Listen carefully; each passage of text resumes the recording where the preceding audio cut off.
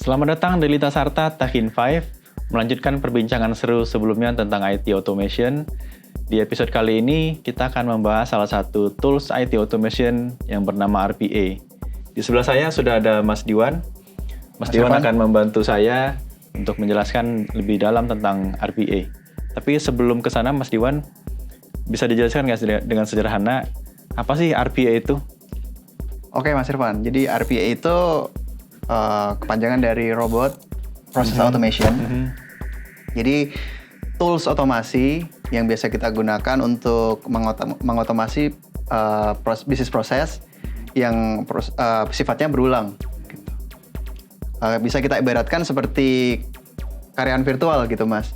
Jadi karyawan virtual yang mengerjakan pekerjaan seperti membaca file, kemudian menginput data, kemudian mengekstrak data dari email, kira-kira seperti itu, Mas. Lalu, apa manfaatnya RPA bagi manusia? Oke, sebelum lebih dalam tentang manfaatnya, saya coba gambarkan dulu ya, Mas. Posisi RPA itu sebenarnya di mana sih? Ya, boleh, silakan.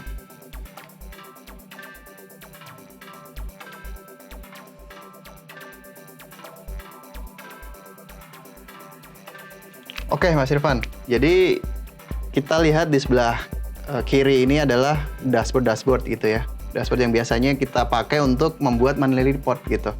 Di sini ada manusia yang biasanya meng-capture atau merecord data-data dari dashboard ini gitu ya.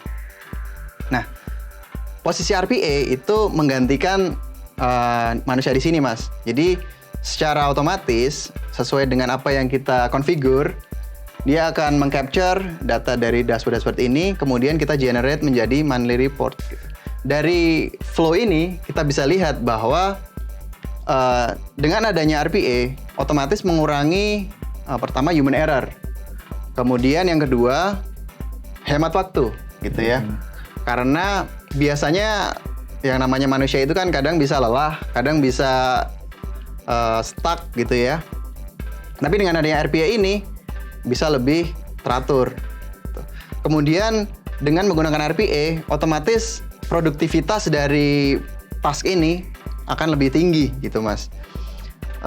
Bisa saja report-report itu kan kita olah di tengah malam gitu ya Mas ya. Dengan RPA ini kita bisa menggunakan jadwal yang lebih fleksibel gitu. Gitu Mas. Kira-kira manfaat dari RPA. Nah, dari sekian banyak manfaat itu, siapa tahu ada juga kekurangannya nih RPA. Kira-kira ada nggak kekurangannya kita implementasi RPA ini? Oke Mas, tentu saja RPA ini punya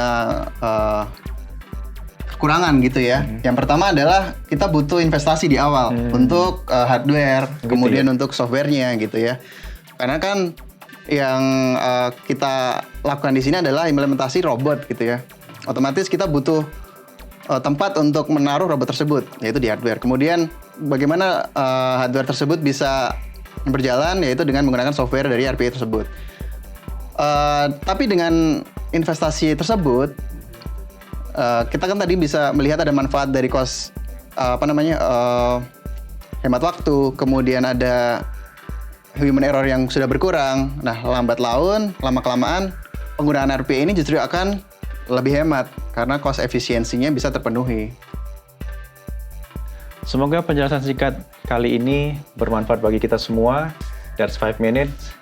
Sampai ketemu di episode selanjutnya.